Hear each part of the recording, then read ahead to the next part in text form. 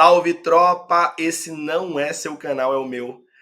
Meu caro combatente, dessa vez eu quero fazer uma sugestão de leitura, um livro que eu acabei de ler, um livro que eu achei bastante interessante, aí naturalmente, como um livro puxa o outro, eu vou também fazer outras sugestões de leitura dentro dessa mesma linha.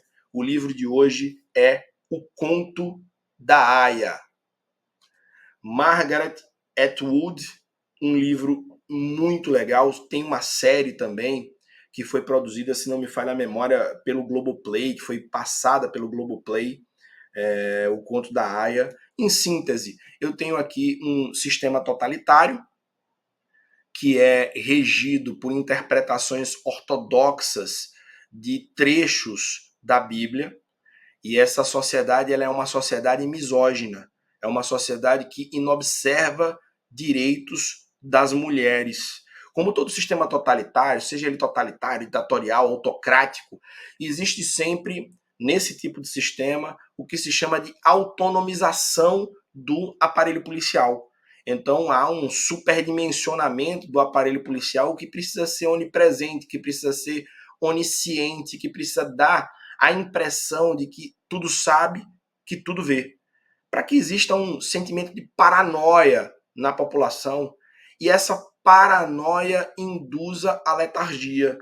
Ou seja, a sociedade, por estar sendo 24 horas por dia vigiada, por ter pelo menos essa sensação e por também ter penas severas em face do descumprimento das regras postas, acaba ficando parada, inerte, letárgica, sem opor nenhum tipo de ideia contra aquele sistema político posto. Isso aqui acontece com um sistema que é composto por guardiães, por anjos, por olhos, pelas tias. Então há figuras que desempenham esse papel no âmbito, digamos, persecutório militar e faz com que essa sociedade ela fique ali estabilizada, né? Então é impressionante, eu não quero dar muito spoiler aqui, mas basicamente há um problema de fertilidade na época recortada nessa obra distópica, e para suprir essa infertilidade geral, mulheres que ainda são férteis, elas são transformadas em aias, ou seja, perdem completamente o seu status de pessoa e passam a servir apenas e tão somente a um comandante para que possam engravidar, né? Então, e assim, naturalmente, fazer com que a população aumente. Esse é o ponto de partida.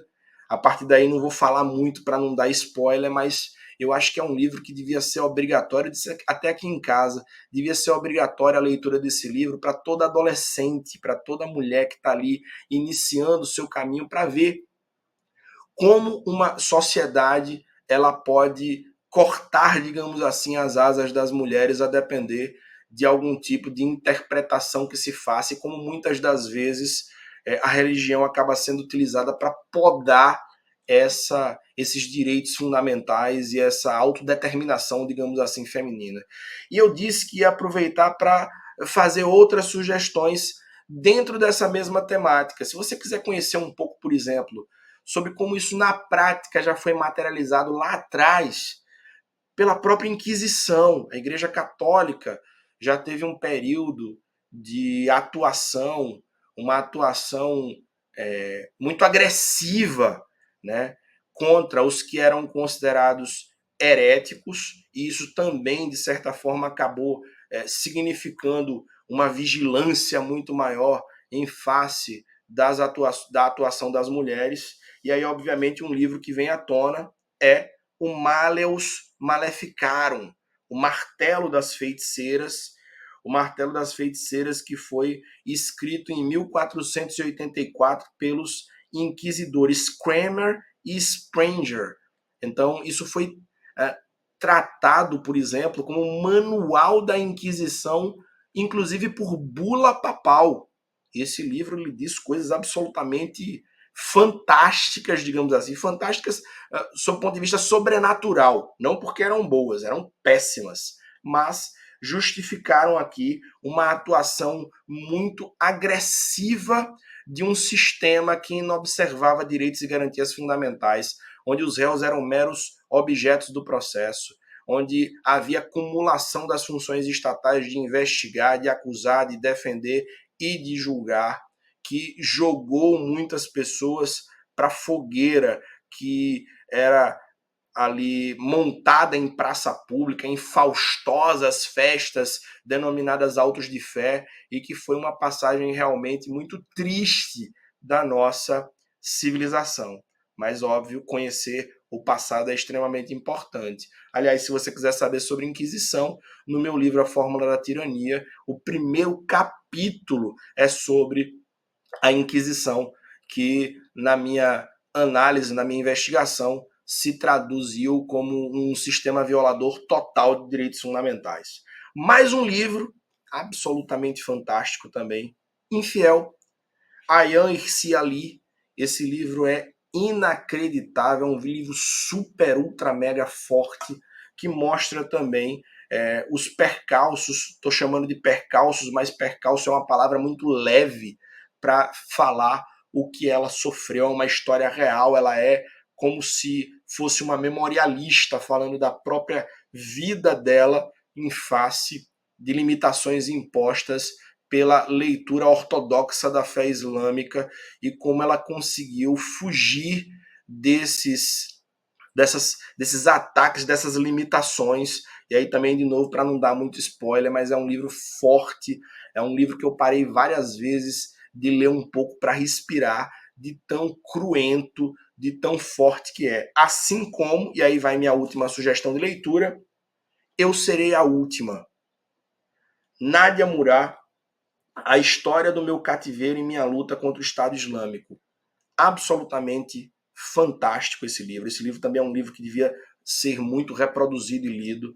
A Nadia Murad, ela morava no Iraque, numa tribo, numa aldeia Yazidi. Yazidi é uma religião, lá numa localidade denominada Coxo, que foi invadida por combatentes do Estado Islâmico. Os homens foram todos assassinados, as mulheres foram transformadas em escravas sexuais, e ela escreve essa experiência dela como se transformando em um objeto dos homens do Estado Islâmico, passando, entre aspas, de dono em dono ali. É muito forte esse livro, mas eu recomendo vivamente, porque a gente precisa conhecer essas interpretações em cima de religiões que, na verdade, não conduzem para o que deveria ser a finalidade da religião. A finalidade da religião é paz espiritual, é paz material, é congraçamento, é solidariedade, e essas interpretações acabam,